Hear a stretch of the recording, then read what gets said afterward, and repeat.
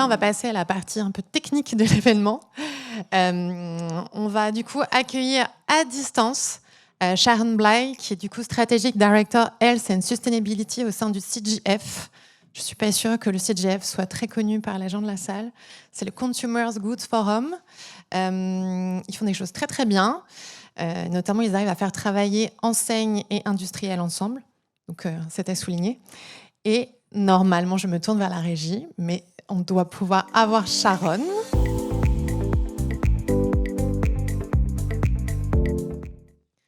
Sharon? Hello. Hello. So the floor is yours, Sharon. So let's go. Thank you et merci beaucoup. Je suis désolée, je vais parler en anglais parce que je pourrais le faire en franglais, mais je vais pas vous faire ça. Ça va être horrible. Donc, je vais faire en anglais si ça vous dérange pas, mais sans problème pour des questions en français ou un follow-up voilà, sur mon présentation. Donc, merci Marion. Je suis Sharon. Sorry, thank you Marion. I am Sharon Bligh, so I lead Health and Sustainability at the Consumer Goods Forum. And so you'll see on the next slide the areas where we work. So we are 400 businesses. Many of you in the room, I'm sure, are members of the Consumer Goods Forum. And we work across these 8 areas that you can see on your screen. Obviously, everything along the value chain from data to health to plastic and food waste, human rights and sustainable supply chains and safe food for everyone. So my remit, my areas are healthier lives, food waste, and we're in the midst of creating a new coalition on net zero, so looking at decarbonisation and beyond for a net zero future. And actually, funnily enough, when I joined, the comment from Benoit around making that change dans les rayons, that's what we're really trying to do with Collaboration for Healthier Lives, is to shift and move behaviors in stores and online all around the globe. So I'll deep dive into Healthier Lives, and you can see on the next slide who is behind basically all of this work. So we have a global vision to empower healthier people globally. I will say one thing is that we don't, if you compare our work on health with some of our other work at the Consumer Goods Forum, we don't have a common definition of a healthier life. Health is very local. It is something that is very sensitive and changes in different countries around the world. So we have this overarching vision to empower healthier people globally. And these are the companies that oversee our global strategy on the work that we do on health and wellness all around the world. So if you double click on that on the next slide, you can see we have 3 key target areas. So we work on better options, so the ecosystem where people are shopping and consuming all around the globe, and how accessible are healthier and more sustainable products in that ecosystem. If you go into that ecosystem, what do the choices look like? What choices do I have as a shopper and a consumer all around the world? And how can we, this industry, influence that behavior and drive more behaviors towards those healthier and more sustainable choices and habits?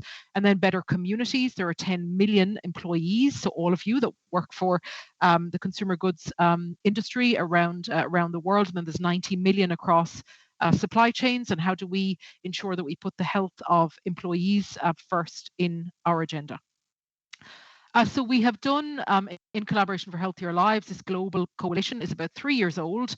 And our first starting point, one of our starting points, was obviously looking at behavior change and understanding through a lot of the academic literature and research that exists, what is the most impactful or not. And so on the next slide, you'll see something that we shared, we published this year, and I'm happy to share. The playbook is some research that was done, in particular in the UK, around the different techniques that we've used in Collaboration for Healthier Lives and our pilots and our initiatives in multiple countries around the world. What is the most impactful? And now some of you will look at this and say, you know, Sharon, how can you advocate for eliminating choice? But there's also the argument around you cannot only simply share information. So what we found very useful is this ladder, or cette échelle, of all of these different levers, activations, tools that you all have at your disposal to really look at driving behavior change. And what I tried to promote or share is the jigsaw puzzle of all of these different levers. Not one of them alone works, but it's a mixture of all of them together that we have found to be very, very effective. The top of the ladder 1 and 2, obviously extremely challenging in some environments. But as I said, at the bottom of the ladder, number 8, information alone is not enough. And funnily enough, you'll see in some of the examples that I share with you, it is definitely easier, or we definitely have a tendency to start with information sharing, to think about the label, to think about overloading maybe the shopper, the consumer with information is just where our natural tendency goes when we have these collaborative projects between retailers and manufacturers. But we then have to take in the different techniques and other levers that work to change behaviors towards healthier and more sustainable choices. So this is the foundation for the work that we do, and I'll share a link to this playbook with Marion after the event.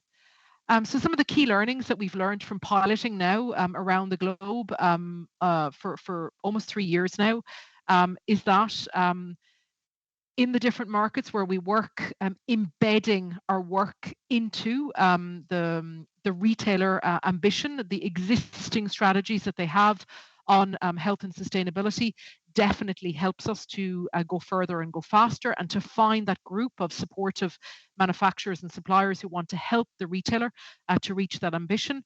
Benoit actually mentioned it in his presentation on the commitment that Carrefour met on their vegetarian or flexitarian coalition that they're building.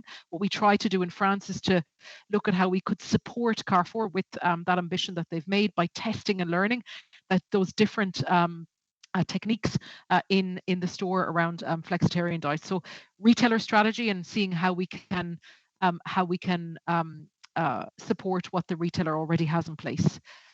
This isn't new news, you know this, but financial incentives, that whole reward mechanism is definitely very, very impactful in what we've learned from different countries around the world. Promotions work, but they work for a certain time, and we now are trying to figure out in multiple countries around the world how to find that mechanism to really ensure that our promotional strategies help to retain and engage consumers in their purchasing patterns to promote healthier choices. Digital. Again, you can test and learn faster with digital. So we do both. We found that you actually do need both. There are still learnings that we get from our in-store work that is extremely helpful and impactful. Working, whether it's activations in a specific part of the store, whether it's that merchandising across the different rayons, across different stores, we do find that we learn from trying things in the digital real estate environment, but also in physical real estate. And then many companies that I work with, I will sound like a broken record, but sharing data, sharing expertise, and also sharing costs across the different companies really does help for us to learn and to correct our work as we move forward. So some of the main, on the next slide, the main characteristics that I've seen around the world for successful initiatives is really leveraging the market insights and embedding yourself in the learnings from the local market. Really customized and targeted operations, at least to start, help us very well. And often when we do target with retailers specific programs, we go to those stores or to that target population that we think we can nudge in a specific direction. We learn, and then we try to go more mainstream to nudge a wider a variety of consumers. As I mentioned as well, using those different tactics and those different levers that we have is extremely important. And then obviously the commitment and this kind of desire to improve progress, and as I said, sharing the learnings and the data. Is this working? Around behavior change, around shared value, looking at sales and evolution of hero products or proxy products that we use in these test and learns, very important to help us to make progress. So Again, I am repeating myself a little bit, but as you can see on the next slide, it really is using this family of tactics from empowerment to rewards to choice architecture, facilitating and helping people in those better options and better choices, and then that people self-identify in some of the operations and techniques that we use. There's no silver bullet to this. You know that already, which is why I am repeating that you do really need to use this family of tactics to have successful initiatives in stores in any country around the globe. So let me share you some examples of work that we've done from different markets around the world, and then I'm happy to take any questions that you may have. So I mentioned it already, but if you look at obviously some of the most successful initiatives that you have here, you'll see Turkey, France, and China on this next slide. There is a real reality around including financial incentives, no matter how you work your programs, no matter what part of financial or initiatives that you are driving. Those financial incentives are really important if you're trying to bring consumers into a new category, if you're trying to grow the size of the pie, for example, of those healthier and more sustainable choices. We have seen that financial incentives are definitely something that works across all markets, across all countries around the world. Information on the next slide, you'll see I did say it's the bottom of the kind of the ladder or the echelon of interventions that we use, but it is the basics. It is something that we absolutely use in all of our initiatives. And you'll see here, this is an example from China, where it's probably more advanced in France, but in China, there was a lack of information or a lack of kind of search filters to help consumers to find those healthier products. And so we did a huge amount of work with Alibaba in their they have about 1 billion users on their Tmall site. So the huge potential to reach and educate and engage consumers. We did a lot of work to integrate and include health attributes in the search functionalities, and we saw a huge increase of transactions, and actually we grew the baskets with those consumers that were looking for healthier options. We did something similar on the next slide in Colombia. Again, it was missing information and missing sales and missing opportunities, where we looked. We did quite a lot of work on including again health attributes based on local definitions of health, and also we embedded additional information on recipes on the site, but the basics of getting the information right and helping consumers to get those at the top of their navigation systems really definitely have an impact on behaviors, and is something that's the foundational piece of everything we do. But not only just the information, you'll see on the next slide, using multiple channels to reach consumers, very, very important. And we found, and actually this is a learning that we had from probably from France, was one of the first countries to do this, but recipes, chefs, advice, and counsel from busy parents and families all around the globe, having those really simple steps to think of my menus every week, to maybe change a menu a week is enough of a KPI, to do something different in my menus every week that are good for my family's health and good for the planet. Using these multiple channels to reach consumers was very, very important, and we did work with influencers or chefs on very, very simple recipes that consumers or shoppers were getting through their retailer app, through different channels, or on sites that are engaging with retailer members across the globe. But there is a real need to use different channels as people, the attention span is getting shorter and shorter and shorter. And we saw that this was a really great way to engage with consumers with very simple product placement, but always embedded in recipe development. I just wanted to show you two examples as well of the reality of what we can do as well in a collaborative environment in different markets around the world.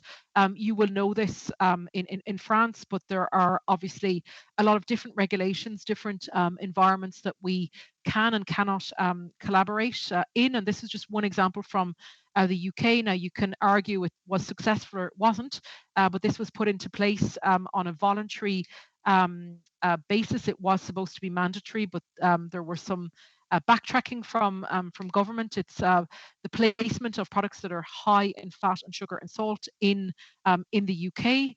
Our work in CHL, we had been very focused on end of aisle, front of store visibility, how we can really use that prime real estate in the store. This regulation came into place and stopped a lot of the work and a lot of the energy that we had in the UK, as retailers had to completely rethink the best real estate, the most visible real estate in the stores.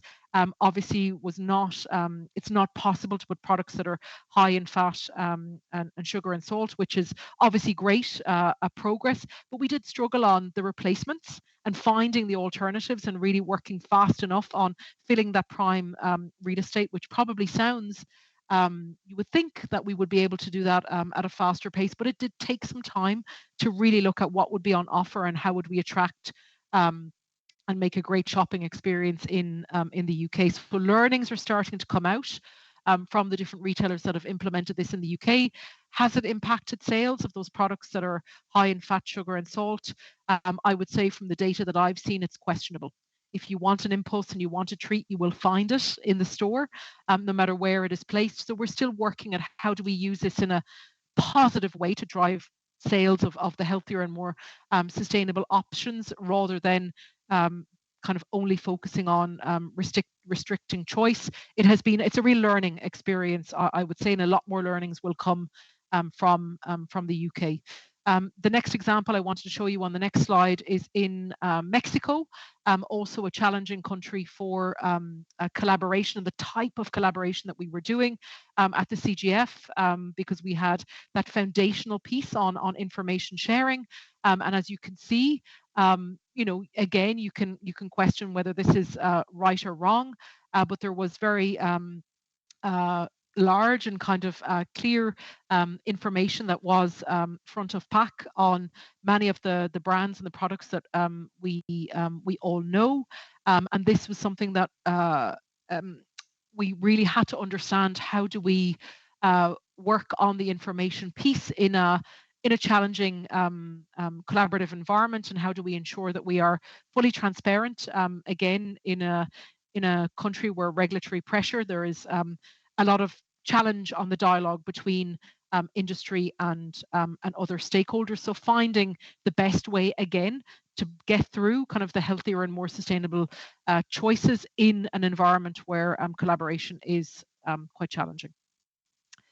So I just wanted to show those two examples that obviously it's an environment where health can be challenging to drive growth, but we do try. And so every second month, or at least every quarter, we share results from the different initiatives and learnings that we have all around the globe. So I'll just bring you through 2 or 3 more slides, and then we can see if there's any questions. So on the next slide, you'll see some of the work that we've done in France. So France had been a really interesting journey for us, where we started very, very small in 2 stores in Lyon. And Marion will remember our collaboration where we were trying to change shopping trolleys, where we were trying to change signage and signals and a kind of stop rayon that we had in the stores in Lyon, and it's really developed over time. And our collaboration really developed to try and grow the size of the pie of the more healthier and sustainable diets, and in particular flexitarian diets. And I will say one of the learnings that we had from Carrefour and also from the work that we're doing in Metro was how to scale these programs.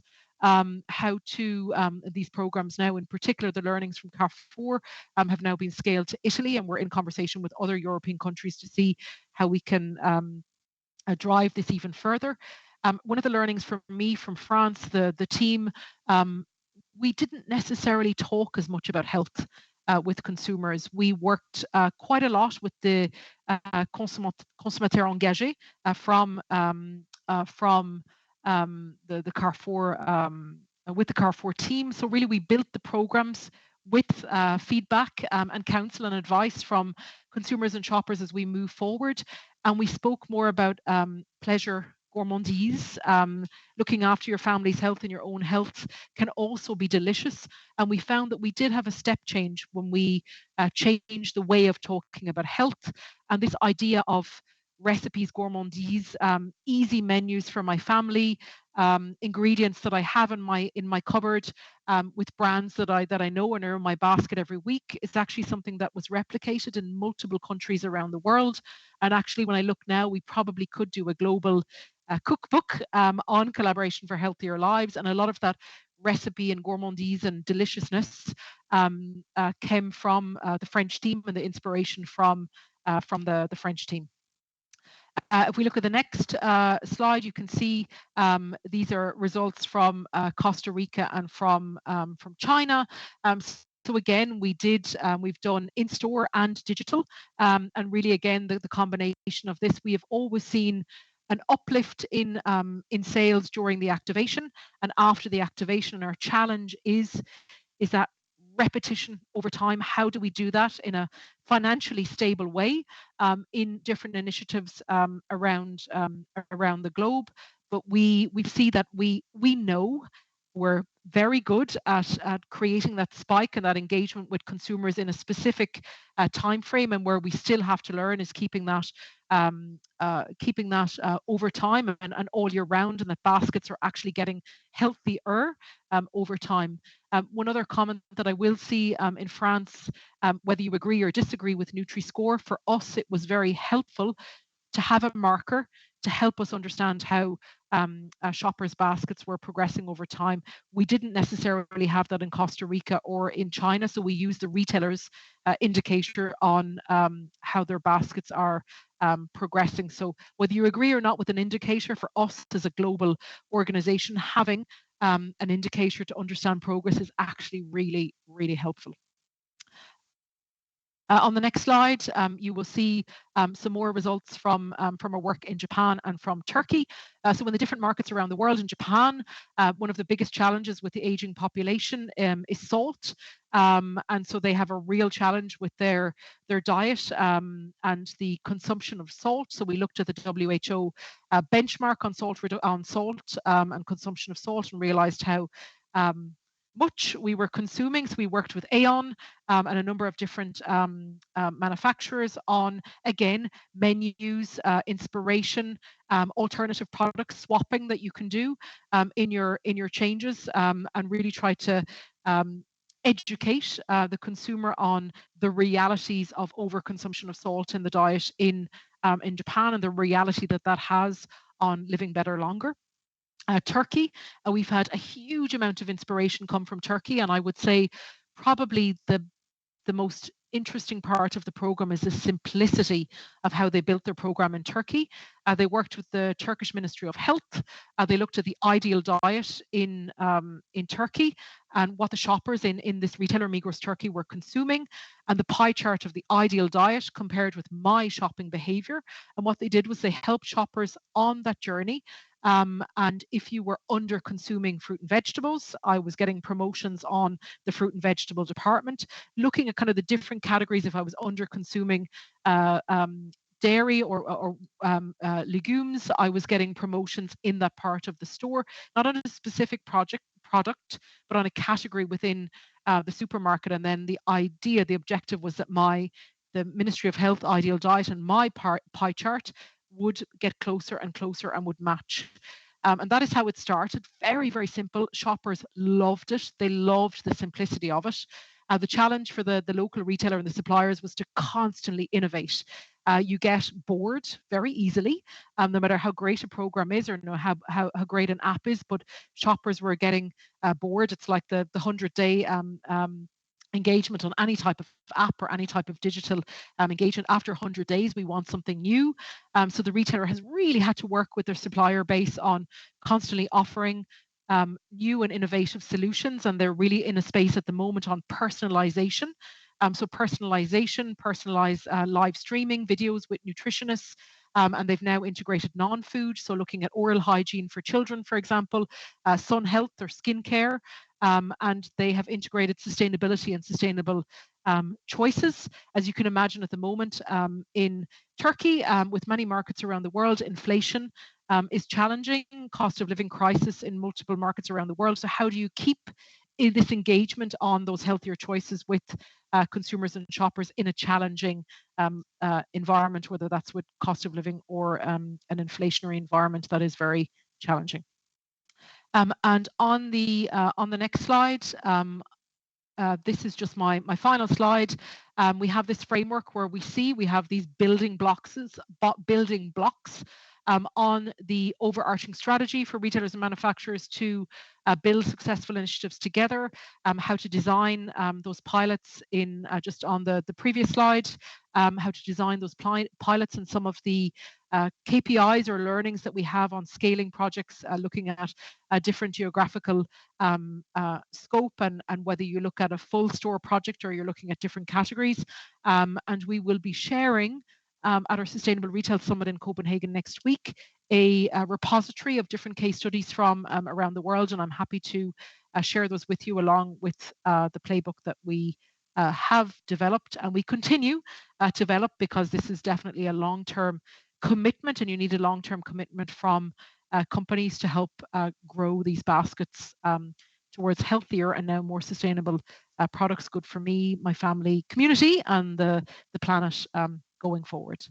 So I will stop there, and I'm happy to take any questions, and I hope that made sense, or I'm happy to follow up with anyone after today's event. And thank you for listening to me in